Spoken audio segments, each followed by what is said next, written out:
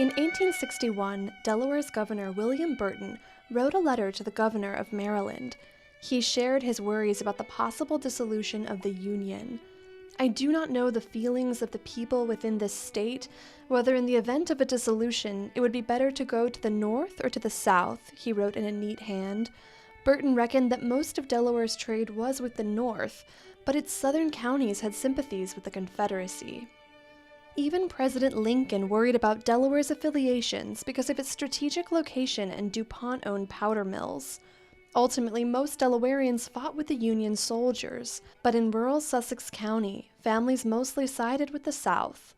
Stephen Mars is the director of the Delaware Public Archives. With any state, there's always some type, you call it a line of demarcation, and you can begin to see in some of the historical documents that there's only 3 counties in Delaware, but Kent and Sussex did have sympathies that were more towards the Confederate side, simply because they were major landowners. So the property owner, the slave owner, certainly didn't want his workforce to be depleted, because that's going to be a loss of income to him.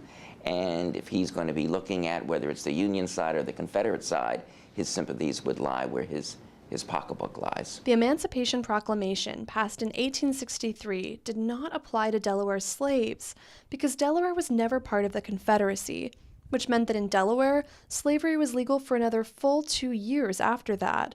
But when the 13th Amendment was ratified, Southern Delaware knew their slaveholding way of life would soon end, and so they created a tax document that would project their loss of revenue once every slave in Sussex County was freed.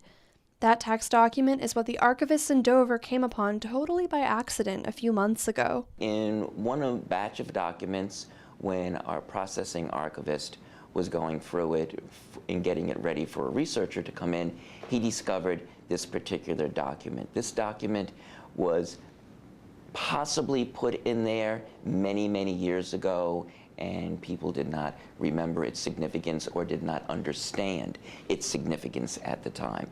And this document is in fact significant because it shows in a point of time, about 1866, the number of slaves and slave owners within the hundreds within Sussex County.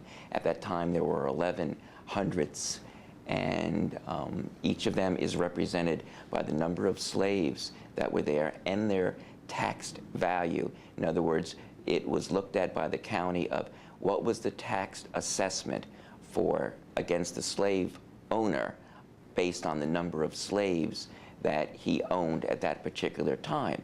And that assessed value was based whether they were male or female, their age, and maybe their health. 100 is a geographical demarcation carried over from England that measured land by every 100 families. Sussex County's 1100s go by familiar names like Rehoboth, Georgetown, and Nanticoke. In every 100, slaves could still be found by the end of the Civil War. The local government worried about the collapse of slavery for one major reason: money. And if you look at it in dollar amounts, at that time it was $17,000. If you look at today's rate based on inflation, you're talking about almost $240,000. But then again, you can't put a price on anyone's existence or life. I'm just going by the figures that were in that particular document.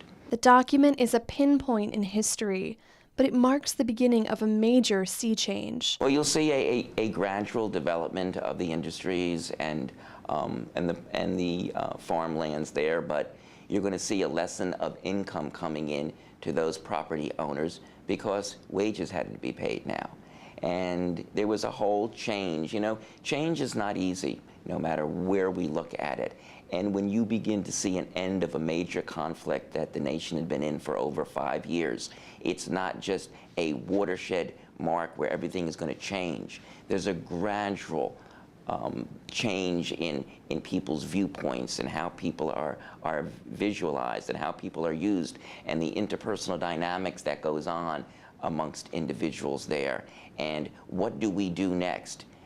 Where are our allegiances now? And how do we set up government? How can our government continue to exist in Sussex County with the loss of almost $17,000 in income? So you have more people getting involved in politics and trying to figure out different ways and how we can increase the income in our counties.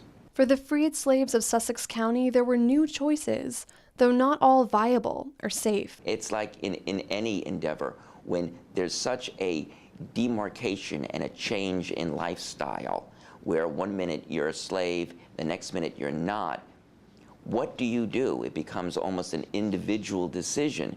Do I stay here because I still need to work and eat? Or do I go and try to find some of my other relatives that may be in Maryland or maybe in Pennsylvania?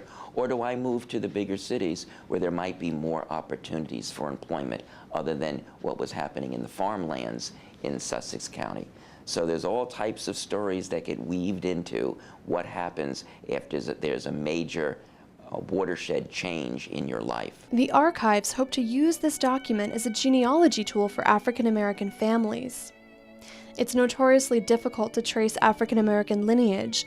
In Delaware, only one photo of a slave even exists, taken in Sussex County before the Civil War. Although many of the slaves on the document are only listed by their first names, families who know where their ancestors came from can use the information as a jumping-off point, and perhaps fill in the gaps of their own personal history.